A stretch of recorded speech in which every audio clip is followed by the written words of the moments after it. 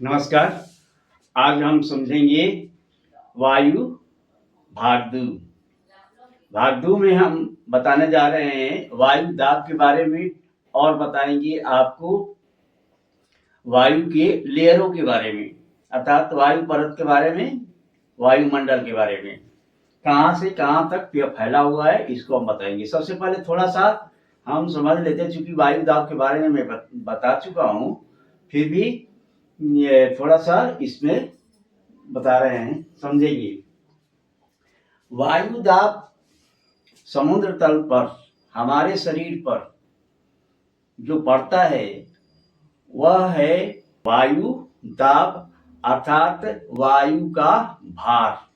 तो वायु का जो भार होता है वो पृथ्वी का गुरुत्वाकर्षण, और पृथ्वी के गुरुत्वाकर्षण भार ही वायु दाब हो जाता है।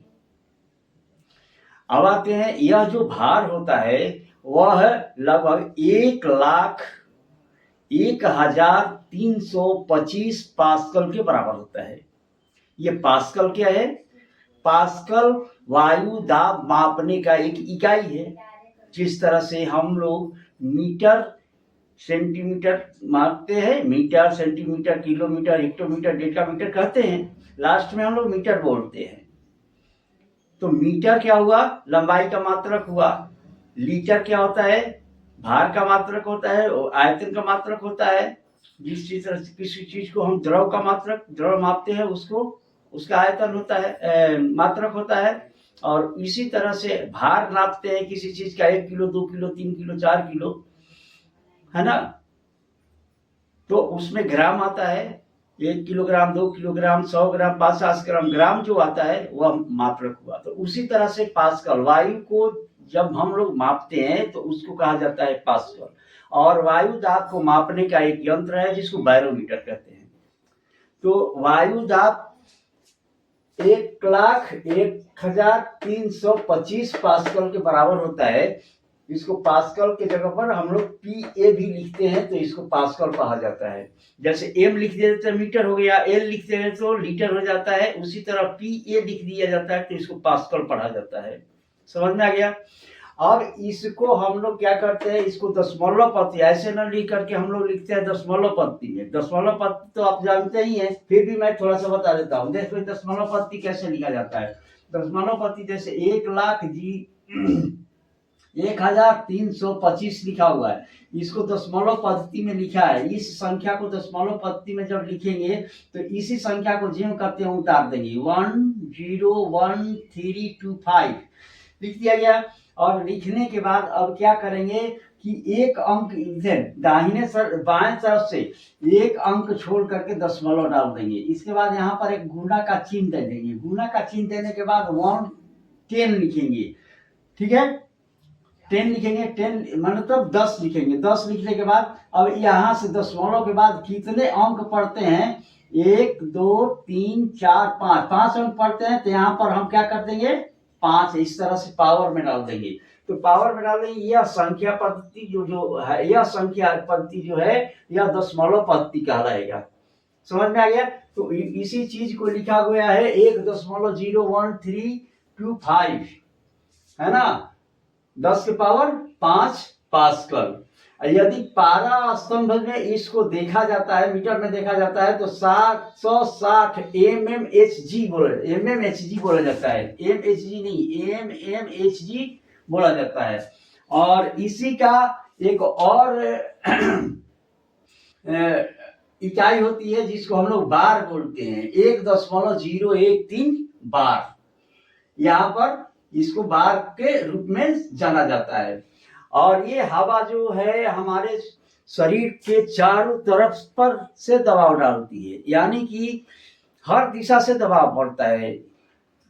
उत्तर से भी पड़ता है, दक्षिण से भी पड़ता है, पश्चिम भी पड़ता है, पूरब से भी पड़ता है। और इतना ही नहीं, यानी 10 दिशाओं से पड़ता है।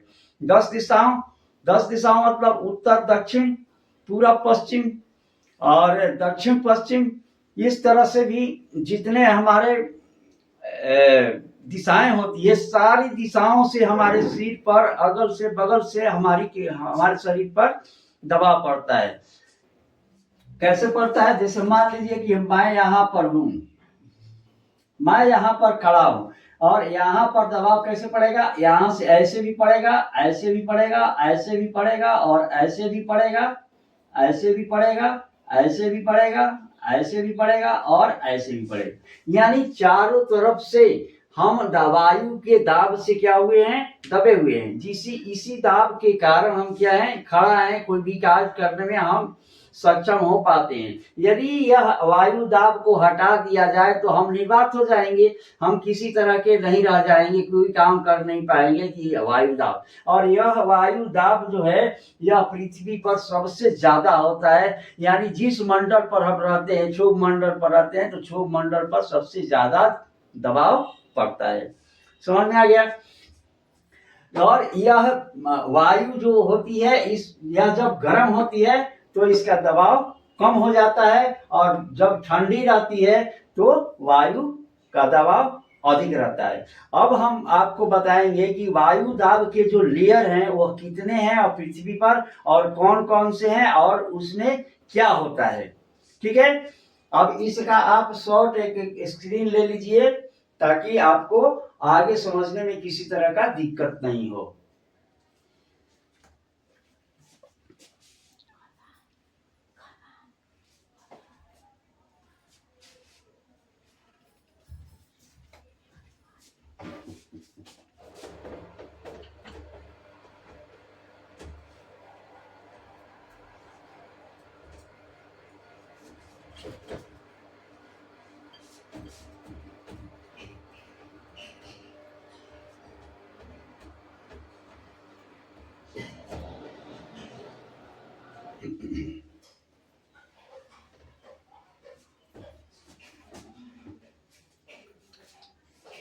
तो ये देखिए हमारी पृथ्वी इस तरह से गोल है,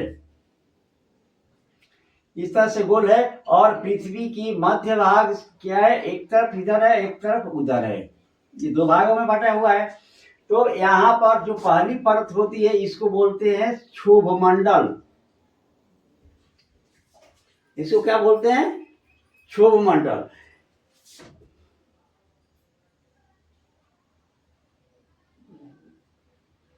क्षोभ मंडल और इसकी ऊंचाई जो होती है 0 से लेकर के लगभग 18 से लेकर, कोई 12 कहता है, कोई 18 कहता है, कोई 15 कहता है, तो माने 0 से 18 से ऊंचाई तक इस क्षोभ मंडल में हम रहते हैं और इसी क्षोभ मंडल में सारे जीव, पेड़ पौधे जितना है सब रहते हैं और क्षोभ मंडल में सारी गैसें समान अनुपात में पाई जाती है, जिसके बारे में मैंने बताया था कि ऑक्सीजन, नाइट्रोजन, कार्बन डाइऑक्साइड, अन्य गैसें, धूल कण, जितना चीज है सब अपनी एक ही अनुपात में पाई जाती है। जिस अनुपात में पाई जाती है होती है, जितना जितना प्रतिशत होता है उतना क्षोभ मंडल में ही पाया जाता है। क्षोभ मंडल में ही हम लोग जीवन अच्छी तरह से जी सकते हैं।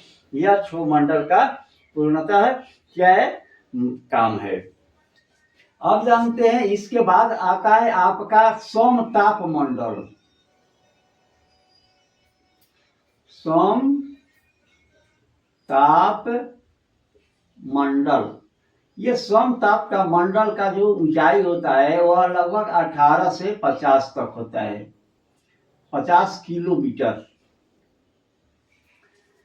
ठीक है, अब इस समताप मंडल का ताप जो होता है न तो अधिक ठंडा होता है और न ही अधिक गर्म होता है। आपको मैं बताया था कि जब हम लोग आगे की तरफ बढ़ते हैं, जैसे ही एक किलोमीटर के हिसाब से जैसे ही हम आगे बढ़ते हैं तो 1.5 डिग्री सी तापमान गिरता है, लेकिन यह गिरते गिरते गिरते गिरते जब समताप मंडल के ऊंचाई तक जाता है तो यह क्या होता है? न यह तो यहाँ ठंडा होती है और न ही गर्मी होती है। और यहाँ का एक बड़ा ही विशेषता है कि यहाँ एक मंडल होता है जिसको कहते हैं ओजोन मंडल। अब ये ओजोन मंडल क्या है? ओजोन मंडल जो होता है यह सूर्य से आने वाली एक खतरनाक किरण होती है जिसको VN बोला जाता है।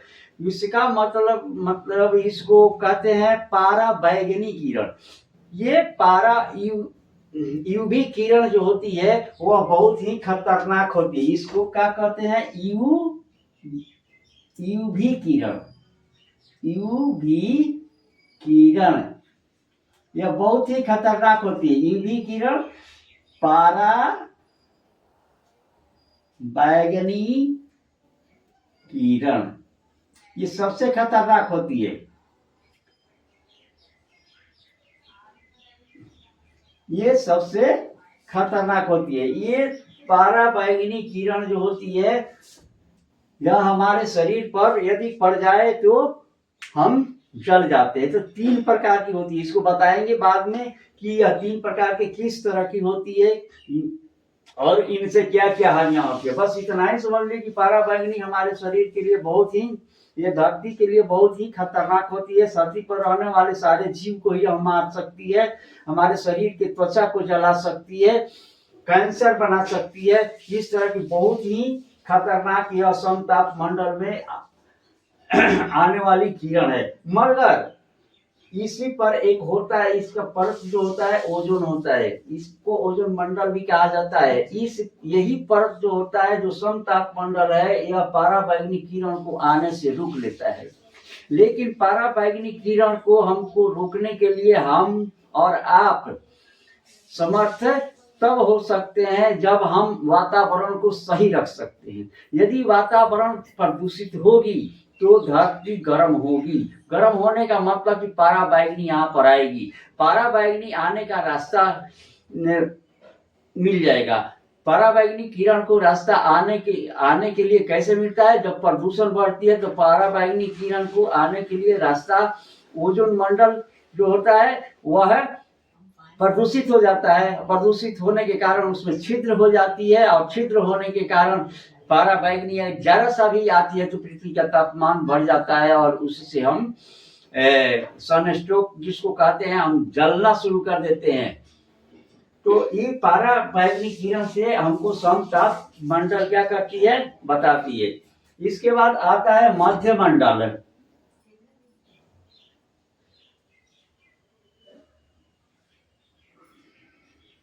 मध्य मंडल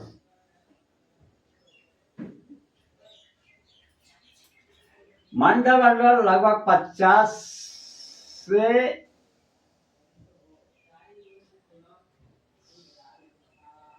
70 किलोमीटर लगभग होता है। 80 किलोमीटर तक इसकी ऊंचाई होती है।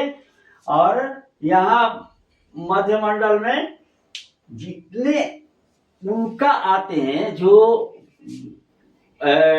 मंगल ग्रह और बृहस्पति ग्रह के बीच में जितने उल्के हैं ये टूटते रहते हैं, उपग्रह टूटते हुए रहते हैं। तो ये जो क्षुद्र ग्रह टूटते हैं और यह आ करके यहीं पर क्या होते हैं समाप्त होते हैं।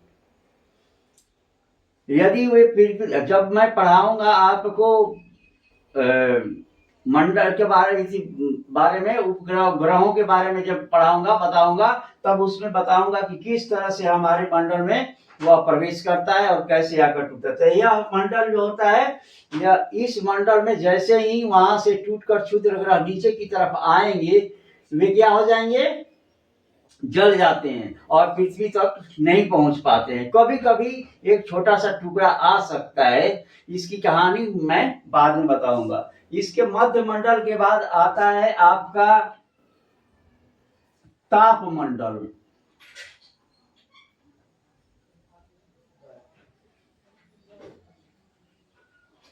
ताप मंडल मतलब यहाँ पर सबसे अधिक ताप होता है, यानी पृथ्वी से भी ज्यादा होता है यहाँ पर ताप मंडल, इसीलिए इसको ताप मंडल बोला जाता है। और इसके बाद जो यहाँ हवा भी बहुत विरल होती है और इसके बाद को कहते हैं वायुमंडल। वायुमंडल इसकी जो ऊंचाई होती है 80 से 400 किलोमीटर तक होती है और यहीं पर जितने उपग्रह होते हैं है ना यहाँ आकर के नाचते हैं जो छोड़े जाते हैं उपग्रह, तो इसी लेयर में आकर के क्या करते हैं, ये भ्रमण करते रहते हैं, जितने उपग्रह भ्रमण करते हैं।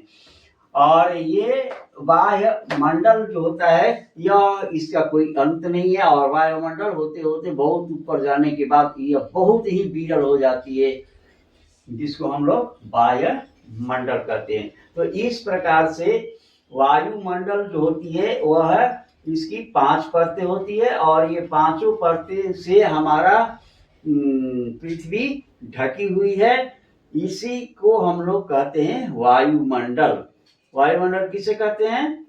पृथ्वी हमारी एक हवा के मोटी परतों से ढकी हुई जाती है, जिसको हम लोग कहते हैं वायुमंडल। क्या कहते हैं? वायुमंडल।